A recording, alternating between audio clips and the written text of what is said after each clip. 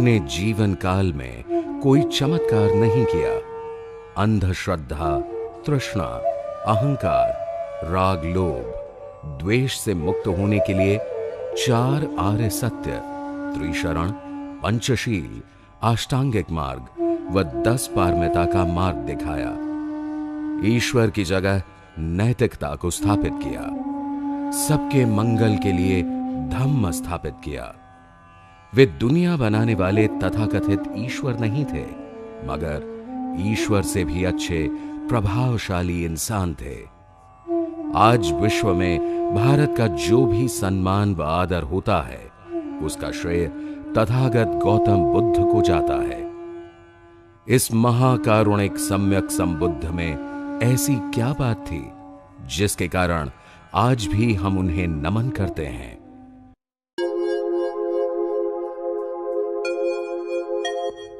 यह स्थान शाक्य वंश की राजधानी कपिलवस्तु के नाम से जाना जाता है। सिद्धार्थ गौतम बुद्ध के पिता शुद्धोधन यहां के राजा थे। सिद्धार्थ गौतम का बचपन यहीं बीता था। भारत नेपाल सीमा पर पीपरहवा से 16 किलोमीटर उत्तर पश्चिम, लुम्बिनी से 24 किलोमीटर पश्चिम दक्षिण पश्चिम पर यह स्थित है। यही कपिलवस्तु स्थान था। यहां खंडित दीवारों के टीले आसानी से देखे जा सकते हैं। कपिलवस्तु से प्राप्त अवशेषों से भगवान के प्रारंभिक जीवन का पता चलता है।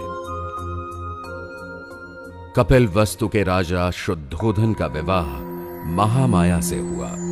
एक दिन सुमेध नामक बोधिसत्व माता महामाया के स्वप्न में आए और उन्होंने प्रश्न किया, मैंने अपना अंतिम जन्म पृथ्वी पर धारण करने का निश्चय किया है, क्या आप मेरी माता बनेंगी?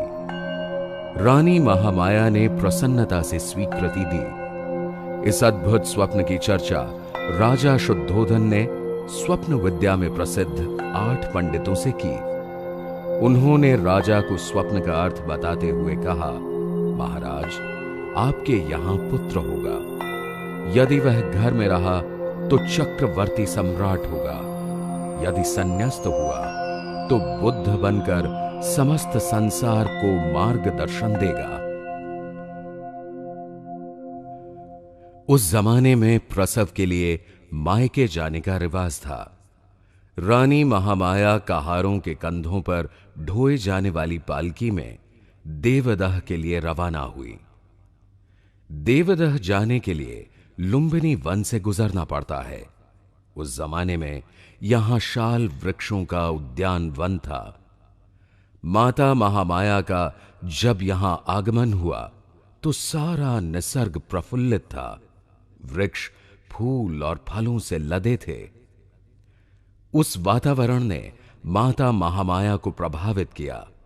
वे पालकी से उतरकर शाल वृक्ष की ओर बढ़ीं। एक शाखा को पकड़ा।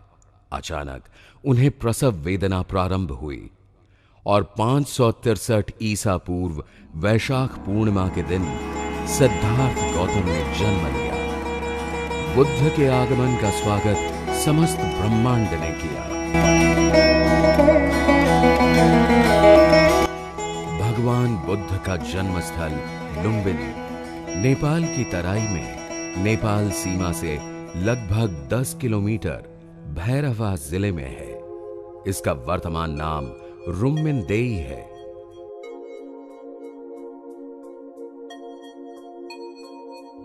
तथागत बुद्ध की याद में सम्राट अशोक ने इस अशोक स्तंभ का निर्माण किया। इसमें लगा पत्थर चुनार का है। इसकी ऊंचाई 24 फुट 3 इंच है। इस पर सम्राट अशोक का अभिलेख खुदा हुआ है। इस स्तंभ के उत्तर पूर्व व दक्षिण पूर्व की ओर ईंटों के ये 2 स्तूप हैं। अशोक स्तंभ की कुछ दूरी पर एक आधुनिक विहार बना है। यह लुम्बिनी की संरक्षक देवी का मंदिर है। इसे रुम्मिन देवी के नाम से जाना जाता है। यह प्रतिमा भगवान बुद्ध के जन्म को दर्शाती है। माता महामाया दाहिने हाथ से पेड़ की शाखा पकड़े हुए हैं। यह तालाब विहार के दक्षिण में है। यह वही तालाब है जहां भगवान की माता ने प्रसव पश्चात स्नान किया था। इस तालाब के उत्तर पूर्व की ओर ईंटों के अनेक खंडहर हैं। यहां पहले कभी छोटे स्तूप हुआ करते थे। इनमें से 6 स्तूप पूर्व से पश्चिम की तरफ एक पंक्ति में है। माता महामाया नवजात बालक के साथ कपिलवस्तु आईं। 5वें दिन नामकरण संस्कार करके बालक का नाम सिद्धार्थ रखा गया। सिद्धार्थ अर्थात जिसके सारे अर्थ सिद्ध हो गए, सफल हो गए। गोत्र गौतम होने के कारण जनसाधारण में वे सिद्धार्थ गौतम के नाम से प्रसिद्ध हुए। बालक सिद्धार्थ के जन्म के 7 दिन बाद अचानक माता महामाया गंभीर रूप से बीमार पड़ी और चल बसीं। उसके बाद उनका पालन पोषण महाप्रजापति ने किया। वयस्क होने पर उनका विवाह दंडपाणि नामक शाक्य की पुत्री यशोधरा से हुआ। सिद्धार्थ गौतम व यशोधरा के घर बेटे ने जन्म लिया। उसका नाम राहुल रखा गया। सिद्धार्थ गौतम शाक्य संघ के सदस्य थे। शाक्य राज्य से सटा कोलियों का राज्य था। रोहिणी नदी दोनों राज्यों की विभाजन रेखा थी। नदी के पानी से दोनों राज्यों की खेती में सिंचाई होती थी। जल के हिस्से को लेकर दोनों राज्यों में विवाद खड़ा हुआ था और यह निश्चित हुआ कि युद्ध द्वारा विवाद को निपटाया जाए। युद्ध के निर्णय के लिए शाक्य संघ द्वारा अधिवेशन बुलाया गया। सिद्धार्थ गौतम ने युद्ध का विरोध किया और कहा, दोषी कौन है इसे समझें। सिद्धार्थ गौतम की बात को गहराई से समझे बगैर उन्हें ही बहुमत से दोषी ठहराया गया और दंड के तौर पर उन्हें शाक्य राज्य से निकाल दिया गया। सिद्धार्थ गौतम ने माता पिता व पत्नी यशोधरा से विचार विमर्श कर उनके गृह त्याग के दंड को स्वीकार करने से शाक्यों ने कोलियों से युद्ध करने के प्रस्ताव को स्थगित कर दिया। यही सिद्धार्थ गौतम का महाभिनिष्क्रिमण था। संन्यास्त होने के बाद आचार्य आलार कलाम व उद्दक रामपुत्र द्वारा शिक्षा प्राप्त करने के बावजूद सिद्धार्थ गौतम का आवागमन से छुटकारा नहीं हुआ था। जन्म व मरण से संबंधित अनेक प्रश्नों के उत्तर नहीं मिले थे। इसलिए अब उन्होंने अकेले साधना करने का निश्चय किया। पश्चिम दिशा से आते हुए निरंजना नदी पार करके वे धान के खेतों से ढुंगेश्वरी पर्वत तक पहुंचे।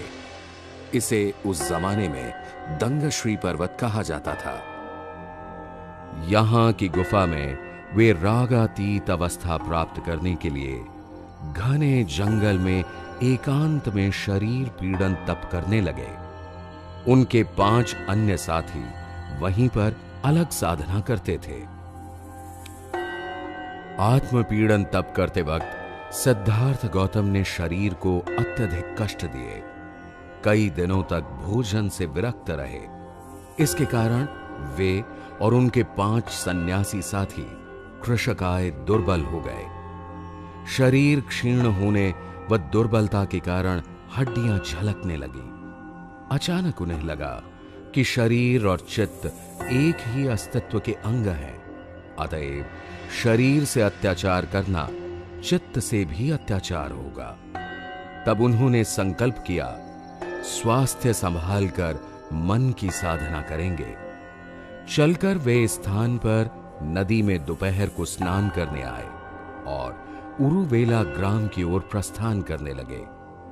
थोड़ी दूर पहुंचे थे कि उनकी सांस उखड़ गई।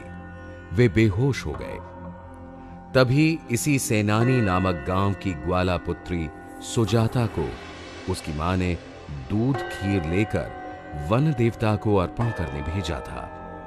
सुजाता के साथ उसकी दासी पूर्णा भी थी। जब सुजाता ने तथागत को वट वृक्ष के नीचे अर्ध बेहोशी की हालत में देखा, तब उन्हें पानी एवं कटोरा भर दूध पिलाया। इससे उनमें शक्ति आई, वे उठकर बैठे। फिर उन्होंने खीर ग्रहण की। शरीर पीड़न तपस्या त्याग कर सिद्धार्थ द्वारा भोजन ग्रहण करने की बात जब उनके 5 साथी सन्यासियों को पता चली तो वे उन्हें छोड़कर चले गए। यही वह स्थान है जहां सुजाता ने खीर दान किया था। सुजाता बकरौर ग्राम के श्रेष्ठी की पुत्री थी। यहां भगवान की दुर्बल काया की मूर्ति स्थापित है। वैसे ही सुजाता के साथ पूर्णा नामक दासी रहती थी, उसकी भी यहां मूर्ति स्थापित की गई है। सुजाता कुटी से थोड़ी दूर नदी किनारे ये बुद्ध विहार है। यह वह स्थान है जहां सिद्धार्थ गौतम ने सुजाता द्वारा दी गई खीर ग्रहण कर भावी बुद्धत्व की परीक्षा के लिए थाली नदी में प्रवाहित की थी।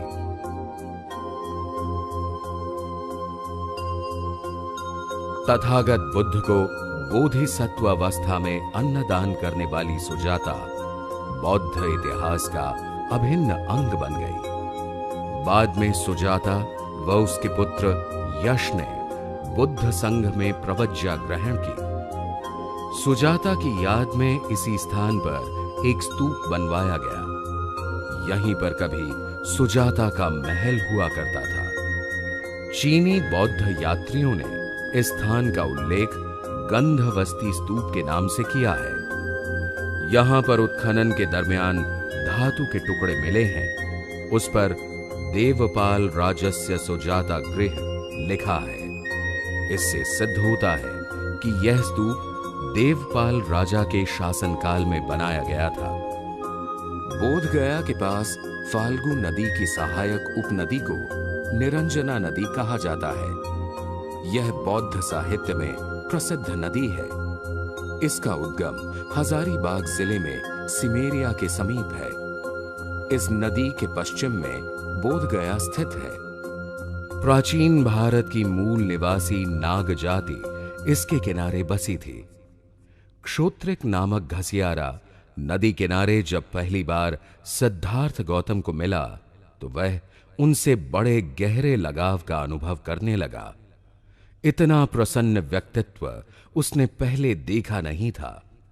अपनी प्रसन्नता जाहिर करने के लिए उसने सिद्धार्थ को उपहार देने की इच्छा की। सिद्धार्थ गौतम ने काटे हुए कुश घास के ढेर की ओर संकेत किया और कहा, यह घास नरम है और अगर तुम मुझे दोगे तो मैं ध्यान के लिए आसन बनाऊंगा। सिद्धार्थ ने दोनों हाथ पसार कर क्षोत्रिक का उपहार इसी स्थल पर ग्रहण किया था। तथागत व क्षोत्रिक की याद में यह कुशा घास विहार निर्मित किया गया है।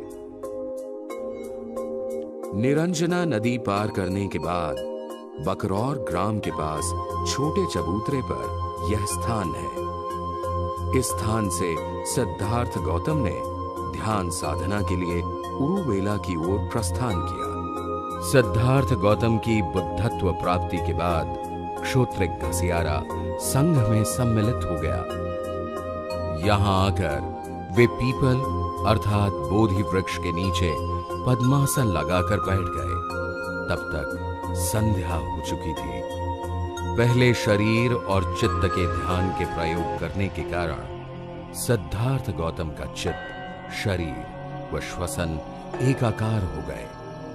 सजगता के दीर्घ अभ्यास के कारण चित्त सूक्ष्म व केंद्रीभूत हो गया था। गहन समाधि अवस्था का अनुभव उन्हें पहले से था। अब वे परम समाधि की गहराई में उतरे। उन्होंने देखा कि जिसका निर्माण होता है वह नष्ट होता है। कैसे प्राणी जन्म व मृत्यु की श्रृंखला से गुजरता है। जीवन कैसे सागर की लहरों जैसा है। लहरें उठती हैं, गिरती हैं, मगर सागर का न जन्म होता है न मृत्यु होती है। सिद्धार्थ गौतम ने जन्म मरण के पार की अनुभूति का साक्षात्कार किया। ठीक इसी क्षण आकाश में घनघोर गर्जन हुआ। सिद्धार्थ गौतम ने अपनी चेतना के सहारे जाना, प्राणी कष्ट क्यों पाते हैं, अज्ञान का कारण क्या है, लोभ, तृष्णा, अहंकार से क्या हानि होती है, दुख का निवारण कैसे करें, इसके रहस्य को जाना। बाद में तथागत ने इसे 4 आर्य सत्य कहा। तत्पश्चात ध्यान की गहन अवस्था में सिद्धार्थ गौतम को लगा कि जन्म जन्मांतर की त्रासदी से मुक्ति लाभ होकर आनंद की वर्षा हो रही है। उनकी दुनिया बदल गई। वे सिद्धार्थ गौतम से सम्यक संबुद्ध हुए। असीम करुणा का उदय हुआ। सम्यक संबुद्ध होने के बाद प्रतिदिन बुद्ध निरंजना नदी में स्नान करते, नदी किनारे इस स्थान पर चलित ध्यान साधना करते। बुद्ध होने के पहले का उनका जीवन अब बदल चुका था। उन्होंने सद्धम्म मार्ग खोज लिया था। बोधि प्राप्त करने के बाद पहला सप्ताह इसी बोधि वृक्ष के नीचे भगवान ने बिताया। यह बोधि वृक्ष महाविहार के पश्चिम में है। इसकी एक शाखा श्रीलंका के अनुराधापुर में है। बोधि वृक्ष व महाविहार के मध्य यह वज्रासन है। यह लाल प्रस्तर का बना हुआ 7 फुट 6 इंच लंबा व 4 फुट 3 इंच चौड़ा है। यह तथागत का साधना स्थल है। वज्रासन के संबंध में चीनी यात्री युआन चुआंग ने लिखा है कि यह स्थान विश्व के मध्य भाग में स्थित है। बुद्धत्व प्राप्ति के बाद दूसरा सप्ताह भगवान ने यहां साधना रत व्यतीत किया। इस स्थान पर अनिमेष लोचन स्तूप बनाया गया है। वे अब इतनी आनंदमय अवस्था में थे कि वे बोधि वृक्ष को अपलक निहारते रहे। भगवान ने तीसरा सप्ताह संक्रमण करते हुए व्यतीत किया। यह संक्रमण स्थल का चबूतरा 53 फुट लंबा, 3 फुट 6 इंच चौड़ा एवं 3 फुट ऊंचा है। भगवान के चरणों के निशान प्रदर्शित करने के लिए कमल के फूल बनाए गए हैं। चौथा सप्ताह भगवान ने इस जगह बिताया। इसे रत्नगृह के नाम से जाना जाता है। यहां ध्यान मग्न अवस्था में भगवान की एक प्रतिमा है। पांचवां सप्ताह यहां अजपाल निग्रोध वृक्ष के नीचे भगवान ने बिताया। यहां एक सप्ताह भगवान बोधि प्राप्ति के बाद ध्यान अवस्था में रहे।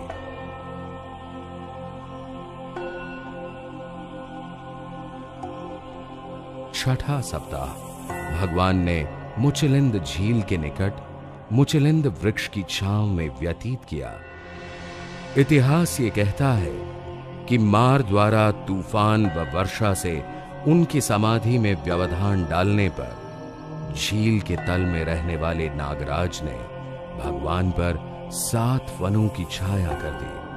परंतु सत्य यह है कि वहां बसने वाली तत्कालीन नाग जाति के लोगों ने भगवान को संपूर्ण सहयोग दिया था। वो उनके धम्म को समर्पित हुए थे। ठीक 42 दिन के बाद 7वां व अंतिम सप्ताह यहां भगवान ने व्यतीत किया। इसे राजायतन वृक्ष कहते हैं। आप जिस वृक्ष को देख रहे हैं, यह वृक्ष 60 वर्ष पूर्व बर्मा से लाया गया था।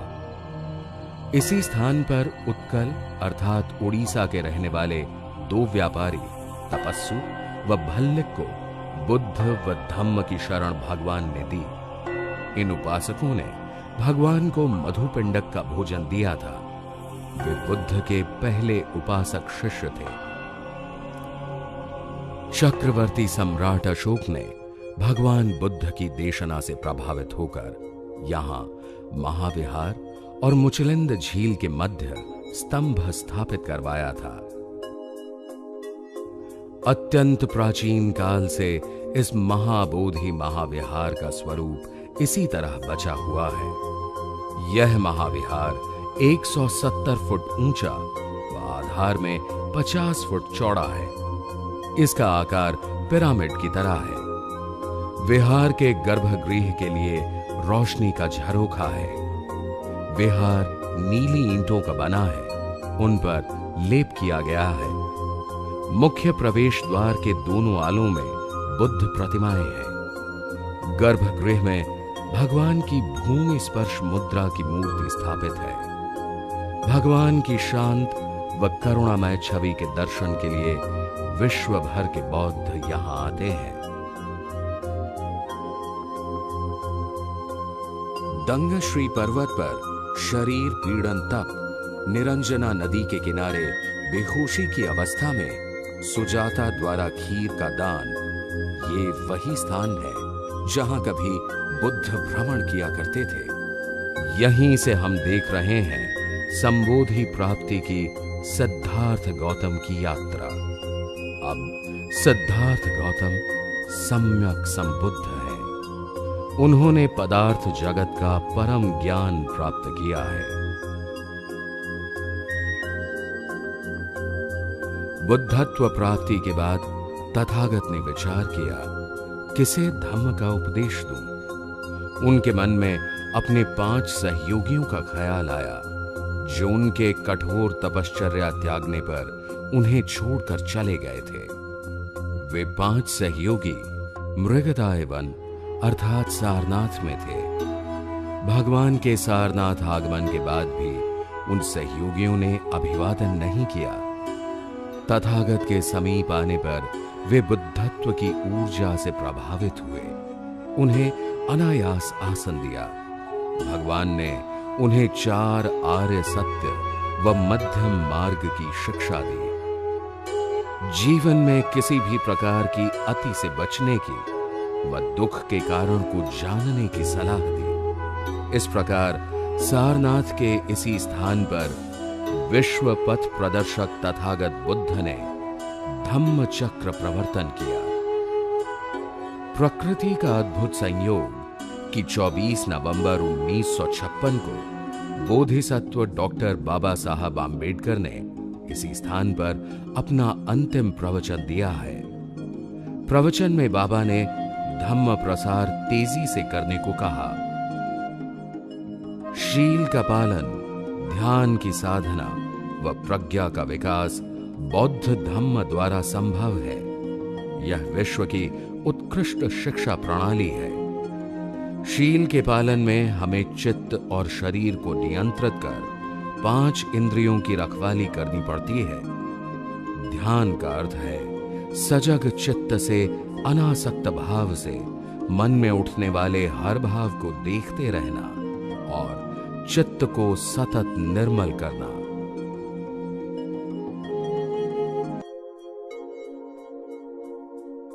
मूलगंध कुटी प्रायः भगवान बुद्ध के निवास स्थान को बोला जाता है। यहां पर भगवान बुद्ध ने धम्म चक्र प्रवर्तन पश्चात समय व्यतीत किया था। मूलगंध कुटी के पश्चिम की ओर सम्राट अशोक कालीन प्रस्तर अशोक स्तंभ है। ये किसी समय लगभग 15.25 मीटर ऊंचा और सिंह शीर्ष अर्थात सिरे पर सिंह प्रतिमा वाला था। स्तंभ पर 3 अभिलेख खुदे हैं। इसके अलावा कलात्मक सिंह शीर्ष, बोधिसत्व प्रतिमा व धम्म चक्र प्रवर्तन वाली मुद्रा भी यहां है। तथागत बुद्ध को प्रकृति से गहरा लगाव था। बुद्ध काल में पशु पक्षी निर्भय होकर विचरण करते थे। एक बार बुद्ध को वानरों ने मधु भेंट दी थी। जब किसी व्यक्ति में करुणा भाव का उदय होता है तो जंगली पशु भी हिंसा भाव त्याग कर उसके संपर्क में आते हैं। बुद्ध के ध्यान मार्ग की यह मौलिक विशेषता है। मूलगंध कुटी के पास ही यह मृगदाय अभयारण्य है। यहां हिरण स्वच्छंद विचरण करते हैं। सारनाथ में धम्म चक्र प्रवर्तन के बाद यहां बनारस के लोग धम्म में दीक्षित हुए। बनारस के काश्यप परिवार ने बुद्ध धर्म का प्रसार किया। बनारस बौद्ध प्रसार का प्रमुख केंद्र है। बनारस में जहां जहां भगवान बुद्ध ने धम्म देशना दी, वहां वहां बुद्ध स्मारक बनाए गए हैं।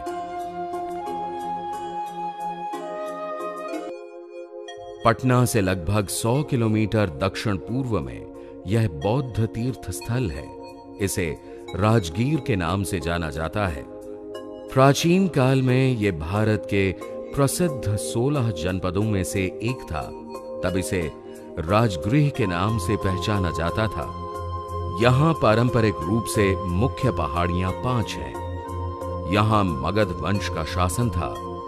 राजा बिंबिसार यहां के शक्तिशाली बौद्ध राजा थे। भगवान बुद्ध ने अनेक बार यहां महत्वपूर्ण प्रवचन दिए। सारिपुत्र व मोग्गलायन इसी क्षेत्र के रहने वाले थे। राज परिवार चिकित्सक जीवक ने आम्रवन बुद्ध को भेंट किया था। भगवान के चचेरे भाई देवदत्त के भगवान पर घातक हमलों का स्थान भी यही है।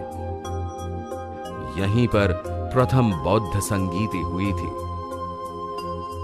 देवदत्त के बहकाने पर राजा बिंबिसार के पुत्र अजातशत्रु ने उन्हें बंदी बना दिया। यह वह स्थान है जहां राजा बिंबिसार को कारागृह में रखा गया था। राजा बिंबिसार को भगवान बुद्ध चाहते थे। वे उनके बचपन के मित्र थे। राजा बिंबिसार ने ही वेणुवन का निर्माण भगवान के विहार के लिए किया। एक नाई द्वारा अजातशत्रु ने पिता बिंबिसार को मरवाया। राजा बिंबिसार ने प्रसन्नतापूर्वक मृत्यु का स्वीकार किया। उसके बाद अजातशत्रु को भी उसके पुत्र उदय ने मारा। तत्पश्चात उदय के पुत्र महामुंड ने उदय को मारा। पितृहत्या का पाप इसी जन्म में सबने भोगा। लिच्छवियों ने जब भगवान को प्रवचन के लिए आमंत्रित किया तो भगवान को कष्ट न हो, इसलिए राजगृह से गंगा तट की सड़क का निर्माण राजा बिंबिसार ने किया। अब इस पथ को बिंबिसार मार्ग के नाम से जाना जाता है। तथागत के चचेरे भाई देवदत्त में भिक्षु बनते वक्त सिद्धार्थ गौतम जैसी प्रतिष्ठा पाने की लालसा थी। अपनी महत्वाकांक्षा में असफल होने पर उसके हृदय में घृणा व तिरस्कार ने जन्म लिया। देवदत्त ने गृध्रकूट पर्वत की ढलान से इसी पत्थर को तथागत पर लुढ़काया था, मगर तथागत के पांव की अंगुली को मामूली चोट पहुंचाकर यह पत्थर लुढ़क गया। बुद्धकालीन मगध के राजगृह के समीप नालक ग्राम है। यह सारिपुत्र का गांव है। यहीं पर सारिपुत्र ने जन्म लिया और उनका महानिर्वाण भी यहीं हुआ। अपने कायिक, वाचिक, मानसिक कर्म से परिशुद्ध सारिपुत्र भगवान बुद्ध के प्रमुख शिष्य थे। महाप्रज्ञा में अधिष्ठित सारिपुत्र ने भगवान बुद्ध के धम्म का प्रचार किया। तथागत बुद्ध के जीवन काल में ही सारिपुत्र का कार्तिक पूर्णिमा को परिनिर्वाण हुआ।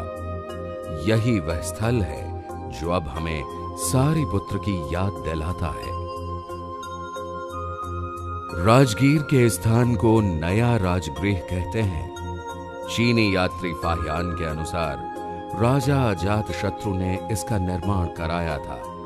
वर्तमान में इसके भग्नावशेष देखने को मिलते हैं। सरस्वती नदी के पार पश्चिम में यह एक ऊंचा टीला है। सम्राट अशोक ने यहां स्मारक बनवाया था। पश्चिमी भाग की 3 मीटर तक खुदाई करने पर यहां मौर्य शैली की ईंटें व लघु स्तूप मिले हैं। राजगीर के वैभार पहाड़ी की तलहटी में गर्म जल का यह तालाब है। इसे करंड ताल कहते हैं। राजा बिंबिसार ने इस स्थल को भगवान बुद्ध को भेंट किया था। इसे वेणुवन विहार कहते हैं। यहां खुदाई में एक कक्ष की नींव व 9 स्तूपों के आधार प्राप्त हुए थे। यहां बुद्ध काल में छोटा उद्यान था। वैभार पहाड़ी की पूर्वी ढलान पर यह स्थान स्थित है। इसे पीपल गुहा कहते हैं। यहां भगवान बुद्ध के प्रमुख शिष्य महाकाश्यप निवास करते थे। वे प्रथम संगीति के अध्यक्ष थे। सप्तकर्णी गुफाओं के सामने की इस जगह पर प्रथम धम्म संगीति हुई थी। यह 3 महीने तक चली। 500 वरिष्ठ भिक्षु इसमें सहभागी थे। इसका आकार लगभग 36.5 मीटर लंबा व पूर्व की ओर 10.3 मीटर चौड़ा है। इस स्थान पर धम्म, विनय संबंधी वचन व त्रिपिटक का संकलन हुआ। गृध्रकूट की ओर आने पर छटागिरी पहाड़ी के आधार की ओर यह जीवक आम्र वन विहार है। राजा बिंबिसार के राज चिकित्सक ने यह आम्र वन बुद्ध संघ को दिया था। यहीं पर एक विहार का निर्माण हुआ था। अब यहां उपकक्षों की नींवें और 4 दीवारी दिखाई देती है। भगवान बुद्ध के प्रति अपनी असीम श्रद्धा व्यक्त करने के लिए राजगीर की पहाड़ी पर जापान द्वारा निर्मित भव्य शांति स्तूप है। इस आधुनिक बौद्ध विहार में जापानी व भारतीय बौद्ध कला का संगम व समन्वय प्रस्तुत किया गया है। विहार का प्रवेश द्वार प्राचीन राजगीर के बौद्ध वैभव व शिल्प कला की याद दिलाता है। वैभार पहाड़ी के दक्षिणी कोने पर स्थित इन गुफाओं को सोन भंडार गुफाएं कहा जाता है। कहा जाता है यहां पर मगध राज्य का स्वर्ण तथा राजकोष कड़ी सुरक्षा में रखा जाता था। मुख्य मार्ग से दक्षिण की ओर 1 किलोमीटर चलने पर 4 दीवारी में ईंटों का यह प्राचीन भवन दिखाई देता है।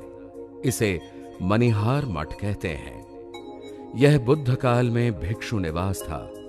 यह नाग जाति के लोगों का पूजा स्थल था।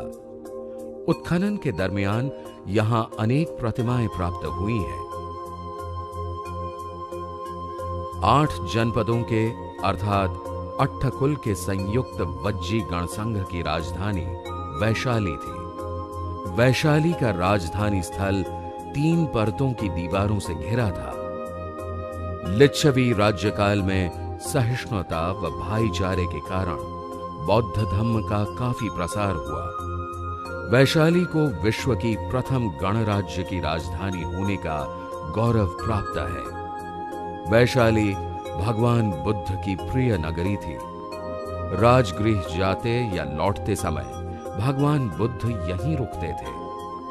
यहां की कुटागार शाला में उन्होंने अनेक उपदेश दिए। यहां बहुपुत्र चैत्य, चौपाल चैत्य व महावन कुटागार शाला में वे निवास करते थे।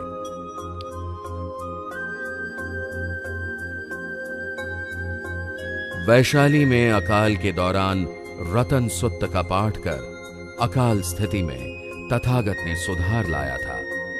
यहीं पर बौद्ध भिक्षुणी संघ की स्थापना हुई थी। वैशाली के 8 फुट ऊंचे व लगभग 1.5 किलोमीटर क्षेत्र में फैले टीले को राजा विशाल का गढ़ कहते हैं। यहां वज्जी गणराज्य का सभागार था, जहां 770 प्रतिनिधि एकत्र होकर राज्य प्रशासन पर विचार करते थे।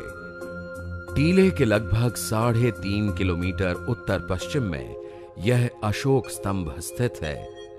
इसके शीर्ष पर सिंह की प्रतिमा विराजमान है। अशोक स्तंभ के दक्षिण की ओर प्राचीन तालाब है। इसे आजकल रामकुंड के नाम से जाना जाता है। इसके किनारे सम्राट अशोक ने स्तंभ व स्तूप बनवाए थे। राजा विशालगढ़ के टीले से 2.5 किलोमीटर पर यह स्तूप है। इसका व्यास 25 फुट था। इसे लिच्छवी स्तूप कहते हैं। भदंत सब्बकामी की अध्यक्षता में वैशाली के स्थान पर द्वितीय बौद्ध संगीति हुई थी। इस संगीति में 700 बौद्ध भिक्षुओं ने भाग लिया था। कंठस्थ बौद्ध ग्रंथों की शुद्धता तथा सुरक्षा के लिए दूसरी संगीति के 125 वर्ष बाद तीसरी संगीति सम्राट अशोक के समय पटना में हुई थी। वैशाली की प्रसिद्ध नर्तकी आम्रपाली के निवास का यह प्राचीन स्थल है। आम्रपाली ने भगवान व भिक्षु संघ को 45वें वर्षावास के दरमियान भोजन दान के लिए आमंत्रित किया था। आम्रपाली धम्म की शरण में आई और उसने यही आम्रवन संघ को दान में दिया। वैशाली में ही भगवान बुद्ध ने घोषणा की थी कि वे ठीक 3 महीने बाद महानिर्वाण प्राप्त करेंगे। बुद्ध पहले धर्म संस्थापक हैं जिन्होंने महिलाओं के संघ प्रवेश को स्वीकार किया और कहा कि पुरुष की तरह वे भी विनय में प्रवज्जित होकर अरहत पद को प्राप्त कर सकती हैं। अरहत पद पर सिर्फ पुरुषों का ही नहीं अपितु स्त्रियों का भी अधिकार है। बुद्ध काल में महिलाओं के साथ समानता का व्यवहार किया जाता था। सुजाता, पटाचारा, भद्रा, कुंडलकेशा, बुद्ध की सौतेली माता महाप्रजापति गौतमी, माता यशोधरा, धम्मदिन्ना, किसा गौतमी इत्यादि महिलाएं प्रवज्जित होकर संघ में महत्वपूर्ण स्थान प्राप्त कर सकी थी। सभी जातियों की महिलाओं व पुरुषों के लिए बौद्ध संघ में प्रवेश की अनुमति थी। बौद्ध संघ ने नारी समानता का नया अध्याय भारत के इतिहास में लिखा। अंतो जटा वही जटा, जटाय जटितं पजा। प्राचीन भारत के श्रावस्ती नगर को आज सहेत महेत के नाम से जाना जाता है। यह उत्तर प्रदेश के गोंडा व बहराइच जिले के मध्य में स्थित है। सहेत में प्रसिद्ध बौद्ध विहार जेतवन है। यह स्थान अनाथ पिंडक ने भगवान बुद्ध को भेंट दिया था। महेत प्राचीन श्रावस्ती नगर है। अपने जीवन के 45 में से 25 वर्षावास भगवान ने यहां बिताए हैं। विनय पिटक, त्रिपिटक व मज्जीम निकाय में संग्रहित सर्वाधिक उपदेश भगवान ने यहां दिए। यह जैनों के 24वें तीर्थंकर का भी कार्यस्थल था। इस स्थान को जेतवन विहार कहते हैं। यह विहार जेतवन की बड़ी इमारतों में से एक है। इसके प्रांगण में एक स्तूप व कुआं है। भिक्षुओं के लिए 21 कक्ष हैं। दीवारें गुप्त शैली की हैं। यहां पर बुद्ध की व भावी बुद्ध मैत्रेय की प्रतिमा उत्कीर्ण है।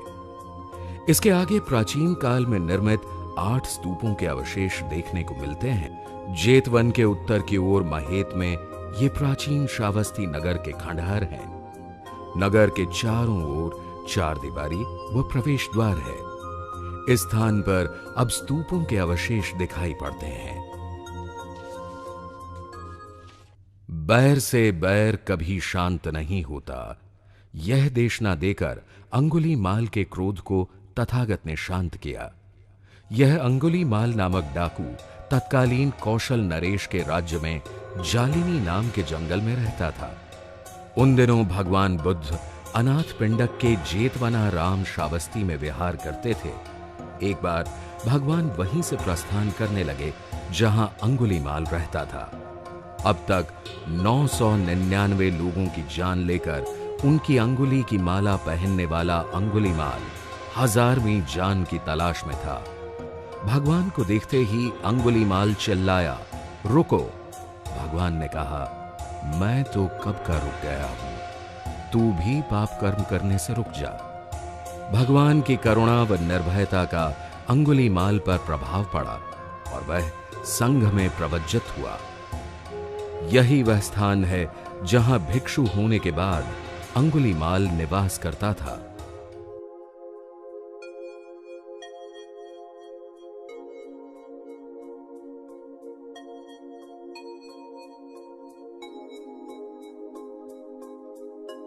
उत्तर प्रदेश के फर्रुखाबाद जिले का ये छोटा गांव संकिस्सा गांव के नाम से जाना जाता है। बुद्ध काल में संकिस्सा का नाम सांकास्य था। सम्राट अशोक ने भगवान बुद्ध की याद में यहां स्मारक बनवाया था। चीनी यात्री फाहियान ने यहां अनेक स्तूप व विहार देखे थे। यहां उच्च कोटि की शिल्प कला से निर्मित एक विहार था। 7वीं शताब्दी तक यह स्थान बौद्ध धम्म प्रसार के दृष्टिकोण से महत्वपूर्ण था। यहां से प्राप्त मूर्तियां, सीलें, मणिका व सिक्के लखनऊ व कलकत्ता के राज्य संग्रहालयों में सुरक्षित हैं।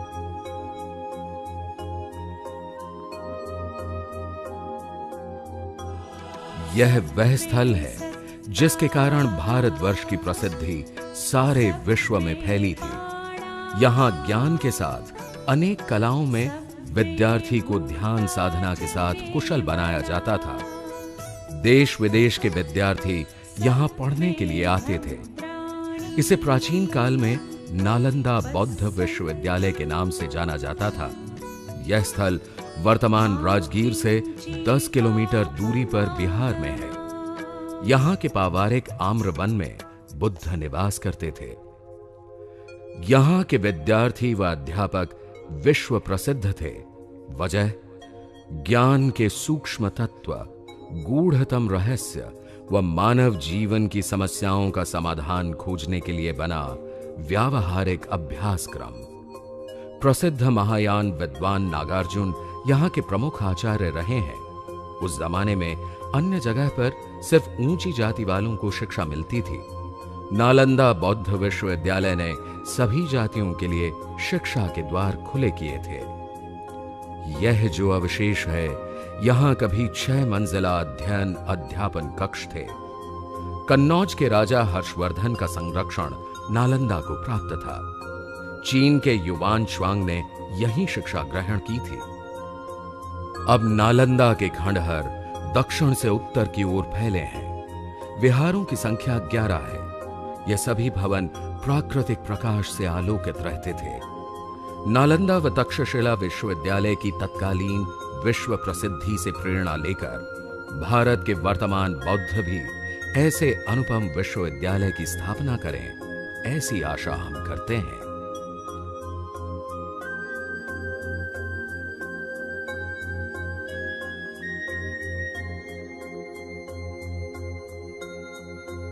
भगवान के जीवन काल में कौशांबी भारतवर्ष के महत्वपूर्ण नगरों में से एक था। यह वत्स राज्य की राजधानी थी। यमुना नदी के तट पर होने के कारण इसका व्यापारिक महत्व था। कौशांबी में भगवान बुद्ध का अनेक बार आगमन हुआ। यहां कुक्कुटाराम, पावारिकाराम आदि प्रसिद्ध विहार थे। यहां सम्राट अशोक ने अपने लेखों को उत्कीर्ण करवाया था। प्राचीन काल में इसका घेरा 6 किलोमीटर था। यहां के उत्खनन में अब तक महत्वपूर्ण मूर्तियां, कलाकृतियां, स्तंभ, सिक्के प्राप्त हुए हैं, जो इलाहाबाद म्यूजियम में संग्रहीत हैं।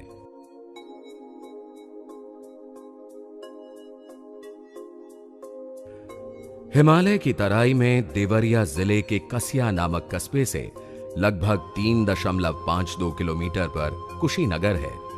यहीं भगवान बुद्ध का पूर्ण सजग व सचेतन अवस्था में महानिर्वाण हुआ था। भगवान अब 80 वर्ष की परिपक्व अवस्था तक पहुंचे थे। उस अवस्था में भी वे भिक्षाटन व धम्म प्रसार के लिए जाते थे। वैशाली के चापाल चैत्य में अपने महापरिनिर्वाण की भविष्यवाणी भगवान ने की थी। अब 3 महीने पश्चात हिरण्यवती नदी के दूसरे तट पर कुशीनगर के मल्लों के शालवन में तथागत ने निर्वाण अर्थात देह त्याग की इच्छा जाहिर की और आनंद को आवश्यक प्रबंध के निर्देश दिए। कुशीनगर आगमन के बाद 2 शाल वृक्षों के नीचे मंचक पर वे सिंह शैया में दाहिने करवट लेट गए। उनके शरीर की अंत्येष्टि के बारे में आनंद ने पूछने पर शरीर की ज्यादा चिंता करने की बजाय सत्य के लिए प्रयत्न करने की बात कही तथा गंध युक्त काष्ठ चिता में शरीर को अग्नि देने के पश्चात अस्थि पर स्तूप बनाने की प्रथा के बारे में जानकारी दी। अपने ही मृत्यु संस्कार के लिए शांत स्वर में निर्देश देते हुए तथागत को देखकर आनंद दूर जाकर फूट फूट कर रोने लगे। आनंद की मानसिक अवस्था जानकर तथागत ने उन्हें भिक्षु द्वारा वापस बुलाया और कहा, शोक मत करो, जिसका निर्माण होता है वह नष्ट होता है, शरीर को नष्ट होना ही है। आनंद, कुशीनगर के मल्लों से जाकर कहो, आज तथागत का परिनिर्वाण होगा। कुशीनगर के मल्ल नागरिक किसी अधिवेशन के लिए सभागार में थे। वहां पर आनंद ने भगवान के महानिर्वाण की जानकारी दी। बताया कि भगवान आज रात्रि के अंतिम प्रहर में निर्वाण प्राप्त करेंगे। ये सुनते ही मल्ल नागरिक महिलाएं अत्यंत दुखित हुईं। वे विलाप करने लगे। दुखी मन से बुद्ध के दर्शन के लिए मल्ल जन समूह मार्गस्थ हुआ। सभी बारी बारी से उनके दर्शन करने लगे। उन्हीं में से एक परिव्राजक सुभद्र को धम्म विषयक शंका का समाधान भगवान से प्राप्त करना था। अपनी इच्छा सुभद्र ने आनंद के पास व्यक्त की। निर्वाण के समीप पहुंच रहे तथागत को अधिक कष्ट देने से आनंद ने रोका। सुभद्र के शब्द बुद्ध ने सुनने पर सुभद्र को पास आने को कहा। सुभद्र को अष्टांगिक मार्ग के महत्व के बारे में समझाया। सुभद्र के प्रश्नों का संतोषजनक उत्तर देने के पश्चात उसे संघ में प्रवज्जित करने को कहा। तत्पश्चात भिक्षु संघ को 3 बार भगवान ने धम्म मार्ग की कोई शंका हो तो पूछने को कहा। भिक्षुओं के मौन रहने पर सभी संस्कार अनित्य हैं, अप्रमाद के साथ जीवन व्यतीत करो, ये अंतिम वाक्य कहे। अब सम्यक संबुद्ध ने अपनी आंखें मूंद ली। प्रथम, द्वितीय, तृतीय व चतुर्थ ध्यान की अवस्था तक पहुंचे। आकाश नंत्यायन, विज्ञान नंत्यायन, अकिंच न्यायतन, नैव संज्ञाना संज्ञायन अवस्था को प्राप्त किया। अंत में संज्ञा वेदेत निरोध को प्राप्त करने के बाद वैशाख पूर्णिमा को तथागत का महानिर्वाण हुआ। भीषण गड़गड़ाहट के साथ पृथ्वी हिले। उपासकों के करुण क्रंदन की ध्वनि तेज होने लगी। मल्ल नागरिकों ने अंत्येष्टि का प्रबंध किया। बुद्ध काया के समक्ष सूत्रों का पाठ होने लगा। 6 दिन व 6 रात तक कुशीनगर व समीप के नागरिक बुद्ध काया के दर्शन करते रहे। 7वें दिन मल्लवंश के प्रमुख पदाधिकारियों ने निर्वाण यात्रा रामाभार के टीले तक निकाली। अंतिम संस्कार के पहले भगवान के शिष्य भंते महाकश्यप 500 भिक्षुओं के साथ पहुंचे। भंते महाकाश्यप ने चिता की 3 बार परिक्रमा की। 500 भंते के साथ बुद्ध को अंतिम बार वंदन किया। चिता की अग्नि शांत होने पर सुगंधित जल का छिड़काव किया गया। काया की अस्थियां व भस्म स्वर्ण कलशों में रखे गए। भगवान के अवशेषों को 8 भागों में विभाजित किया गया। मगध राज्य के राजगृह, लिच्छवी राज्य के वैशाली, शाक्य राज्य के कपिलवस्तु, बुली राज्य के वेठदी और मल्ल राज्य के प्रतिनिधियों ने कुशीनारा व पावा में स्तूप बनाए। ब्रह्मांड के सार्वकालिक सत्य का यथाभूत दर्शन पाकर सम्यक संबुद्ध महाकारुणिक बुद्ध ने भारतीय समाज, धर्म व अध्यात्म पर अपनी अमिट छाप छोड़ी। एक परिशुद्ध वैज्ञानिक आधार का धम्म जगत को दिया। आधुनिक भारत के प्रज्ञा पुरुष डॉक्टर बाबा साहब आम्बेडकर 30 नवंबर 1956 को कुशीनगर पधारे थे।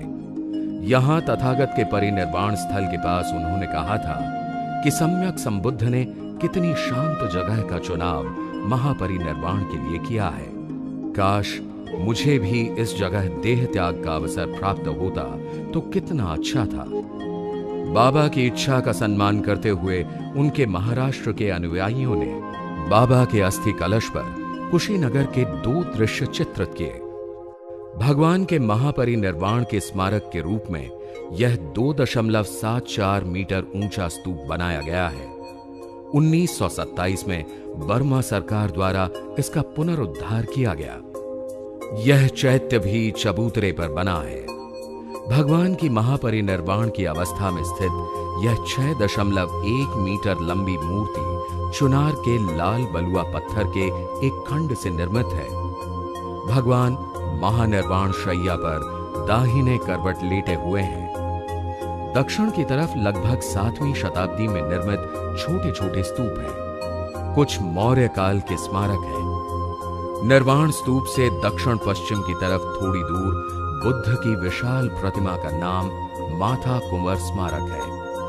यह प्रतिमा 3 मीटर ऊंची नीले प्रस्तर खंड से निर्मित है।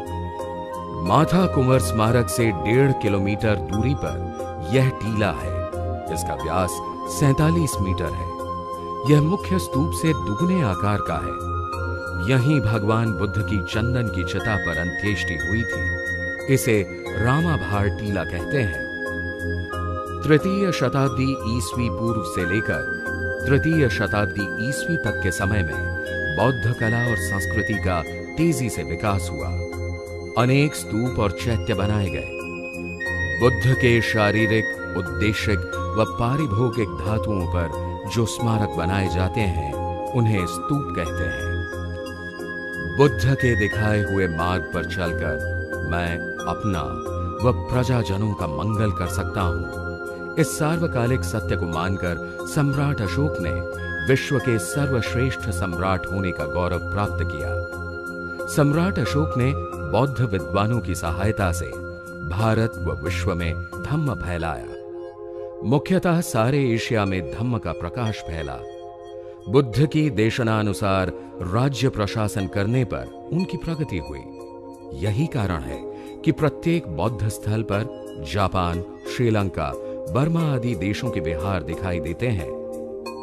सम्राट अशोक के निर्माण के बाद बुद्ध धम्म को राजाश्रय नहीं मिला। ब्राह्मणवाद के आक्रमण ने फिर से देश को छुआछूत, जात-पात व गैर बराबरी की गर्त में धकेल दिया। वर्णवाद व जातीयवाद ने इंसान को इंसान से जुदा कर दिया। ऐसे में पुनश्च भारतवर्ष में बुद्ध धम्म के पुनरागमन की आवश्यकता थी। इस पावन कार्य को इस सदी के युगंधर प्रज्ञा पुरुष डॉक्टर बाबा साहब आम्बेडकर ने पूरा किया और 14 अक्टूबर 1956 को लाखों अनुयायियों के साथ दीक्षा भूमि नागपुर में बुद्ध धम्म की दीक्षा ग्रहण की। नागपुर नागवंश का निवास स्थल होने के साथ साथ भारत का मध्यवर्ती केंद्र है। बाबा साहब ने कहा कि हिंदू कहकर पैदा होना मेरे बस में नहीं था, मगर हिंदू रहकर मैं मरूंगा नहीं, यह मेरे बस की बात है। सामाजिक परिवर्तन, समानता, बंधुत्व व भाईचारे की पुनर्स्थापना के लिए बाबा ने बुद्ध धम्म की शरण ली। अब दीक्षा भूमि पर लाखों बुद्धानुयायी प्रेरणा प्राप्त करने आते हैं और इस संकल्प के साथ जाते हैं कि हम भारत को बौद्धमय करेंगे।